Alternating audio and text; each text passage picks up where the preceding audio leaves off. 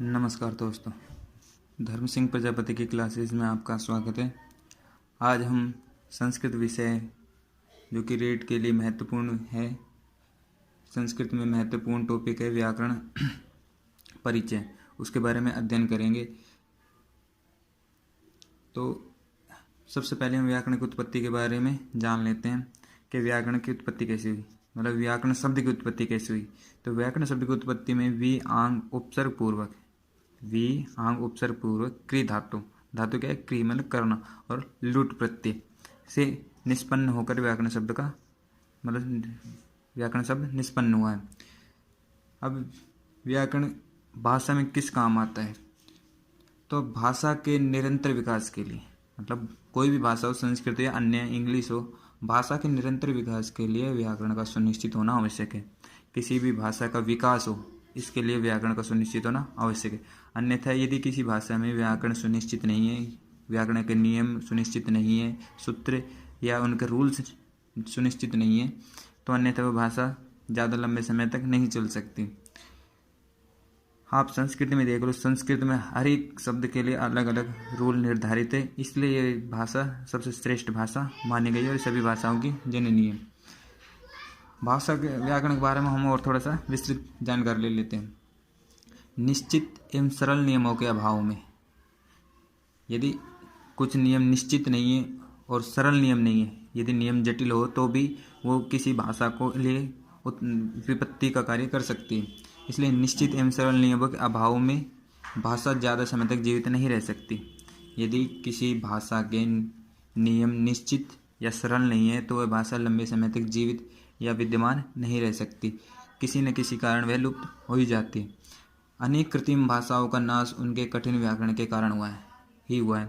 कई भाषाओं का हमने देखा हो, कई भाषा लुप्त हो गई है। उसका कारण क्या है? या तो उसमें व्याकरण सुनिश्चित नहीं था, मतलब कुछ नियम सुनिश्चित नहीं थे उसके, या फिर उसका जो व्याकरण था वो बहुत ही कठिन था, इसलिए उसका विनाश हो गया। अतः भाषा के लिए व्याकरण प्राण तत्व है। प्राण तत्व अर्थात यदि किसी भाषा में व्याकरण नहीं है तो आप न समझ लो किसी शरीर में प्राण नहीं है। इस प्रकार किसी भाषा का प्राण क्या है? व्याकरण। अब आपने षड वेदांग के बारे में तो पढ़ा होगा, 6 वेदांग, तो उसमें सर्वश्रेष्ठ वेदांग व्याकरण को ही माना गया है। वेदांगा नाम सर्वश्रेष्ठ वेदांग व्याकरणमस्ति। तो वेदांगों में जो षड वेदांग है, शिक्षा, कल्प, व्याकरण, निरुक्त, छंद और ज्योतिष, ये 6 वेदांग माने गए हैं।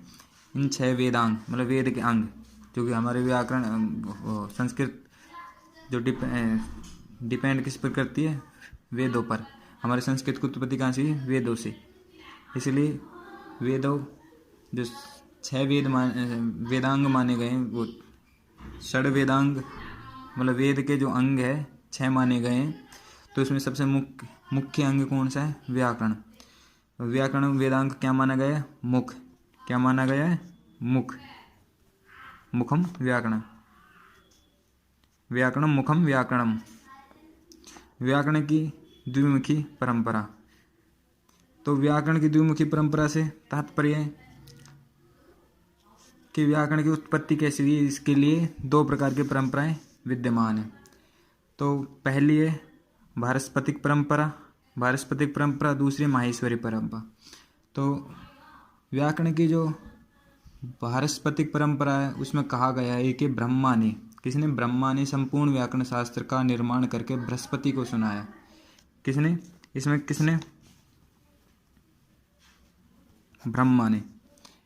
ब्रह्मा ने संपूर्ण व्याकरण शास्त्र का निर्माण किया। इस परंपरा में क्या कहा गया है कि संपूर्ण व्याकरण निर्माण किसने किया है? ब्रह्मा ने। और संपूर्ण व्याकरण शास्त्र का निर्माण करके उसने किसको सुनाया? बृहस्पति को। ब्रह्मा ने किसको सुनाया? जो बृहस्पति को सुनाया, बृहस्पति भगवान को। उसके बाद बृहस्पति ने इंद्र ने यम को, और यम ने रुद्र, वायु, इंद्र ने यम, रुद्र, वायु और वरुण। सबसे पहली वारस्पतिक परंपरा के अनुसार ब्रह्मा ने की व्याकरण की रचना की या व्याकरण शास्त्र की रचना की, और उसके बाद उसने बृहस्पति को सुनाया, और बृहस्पति ने इंद्र को, और इंद्र यम रुद्र वायु और वरुण चारों को सुनाया। अतः इस मत में इंद्र को प्रथम व्याकरण यज्ञ माना गया है। मतलब वैयाकरण किसको प्रथम वैयाकरण माना गया, यदि क्वेश्चन आए प्रथम वैयाकरण से मतलब जिसने व्याकरण का अध्ययन किया हो, जो व्याकरण का अध्ययन करता हो वो क्या है, वैयाकरण। तो प्रथम वैयाकरण किसको माना, इंद्र को माना है। किस परंपरा के अनुसार, बृहस्पतिक परंपरा के अनुसार। और इसमें प्रथम प्रवक्ता, जो कि व्याकरण का प्रथम प्रवक्ता किसे माना गया, व्याकरण का प्रथम प्रवक्ता किसे माना गया है, बृहस्पति को, क्योंकि बृहस्पति ने ही तो उसकी प्रथम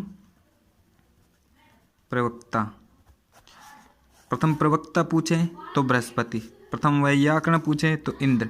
किसके अनुसार, बृहस्पति परंपरा के अनुसार। इस कारण नियमों के ज्ञान में कठिनता रही है। यहाँ शब्दों का प्रतिपद पाठ किया गया था बृहस्पति परंपरा में। इसके बाद आती है माहेश्वरी परंपरा। माहेश्वरी परंपरा के बारे में आप सब अच्छी तरह से जानते हैं। माहेश्वरी परंपरा में के अनुसार भगवान महेश्वर ही प्रथम वैयाकरण हुए हैं। मतलब जिन्होंने वैयाकरण का अध्ययन किया हो वो क्या है, कौन माने गए, भगवान महेश्वरी शिव माने गए। कहा गया है कि माहेश्वर सूत्रों के माध्यम से पाणिनि को व्याकरण का ज्ञान हुआ। और माहेश्वर सूत्रों के माध्यम से कहा गया है कि माहेश्वर सूत्रों के माध्यम से पाणिनि को व्याकरण का ज्ञान हुआ। वो माहेश्वर सूत्र निकले कहाँ से थे, भगवान महेश के डमरू से, इसलिए इसे क्या गया माहेश्वरी परंपरा। अतः परंपरा को पाणिनि परंपरा भी कहा जाता है। और इसी परंपरा को क्या कहा जाता है,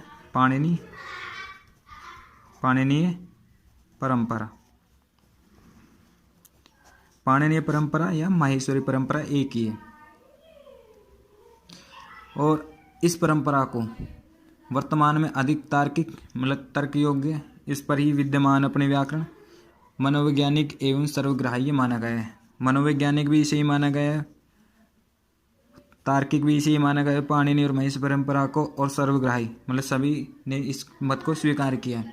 अब हम बात करते बृहस्पतिक परंपरा से। बस दो ही क्वेश्चन आते हैं यदि पूछे था, बृहस्पतिक परंपरा के अनुसार प्रथम प्रवक्ता कौन है, तो वैयाकरण का प्रथम प्रवक्ता था बृहस्पति, और प्रथम वैयाकरण कौन था, इंद्र।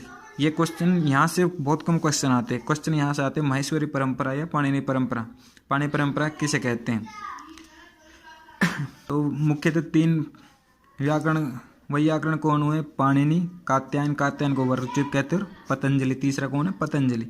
महर्षि पाणिनि ने अष्टाध्यायी की रचना की, उसके बाद कात्यायन ने वार्तिक की रचना की, अष्टाध्यायी के सूत्रों पर ही वार्तिक की रचना की, और पतंजलि ने महाभाष्य की रचना की। तो हम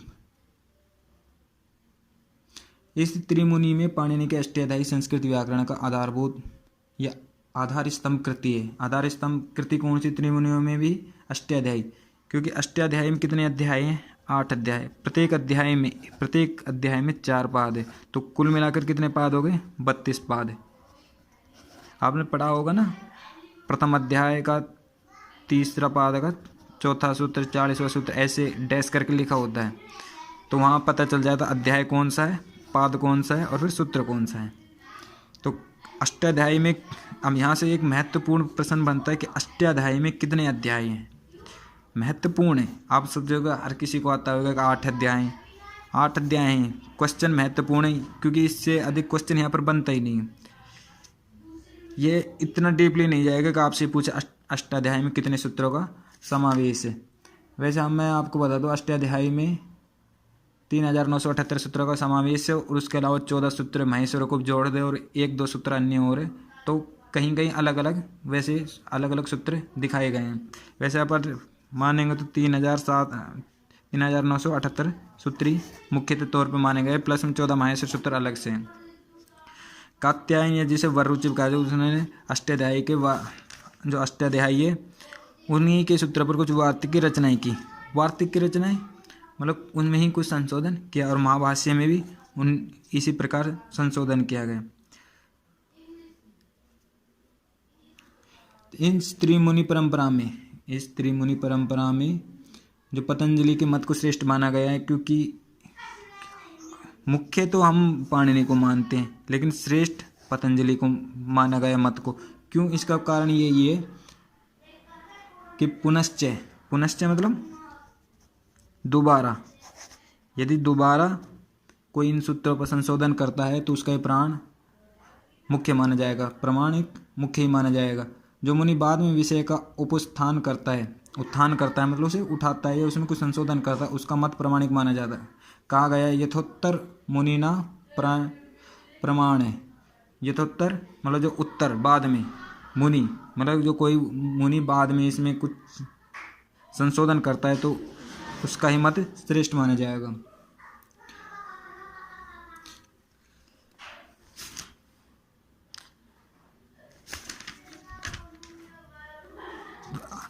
तो दोस्तों हम देखते हैं जो कि रीट 2015 लैंग्वेज फर्स्ट और लेवल 2 का क्वेश्चन। रीट 2015 लैंग्वेज फर्स्ट में रीट लेवल 2 में आया था कि कात्यायन से 2015 में आ चुका है। कात्यायन से का संति, कात्यायन के क्या थे?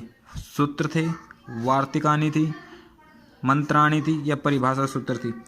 तो आप देख सकते लैंग्वेज सेकंड और लेवल 2 अपन सेकंड लैंग्वेज। यदि आप देख सकते हैं महाभाष्यकार क्या आसीत, महाभाष्य की रचना किसने की थी? पाणिनि ने? नहीं, पाणिनि ने किसकी की थी? अष्टाध्यायी की। कात्यायन ने? नहीं, कात्यायन ने वार्तिकी की थी। भट्टोजी दीक्षित ने भी नहीं की, तो किसने की? पतंजलि ने। तो दोस्तों यदि आपको वीडियो पसंद आई है तो लाइक करना, शेयर करना, चैनल को सब्सक्राइब करना। और आगे हम कल पढ़ेंगे त्रिमुनि के परिचय, जिसमें पाणिनि, कात्यायन और पतंजलि के परिचय, और उसके बाद हम माहेश्वर सूत्र के बारे में विस्तृत जानकारी ग्रहण करेंगे।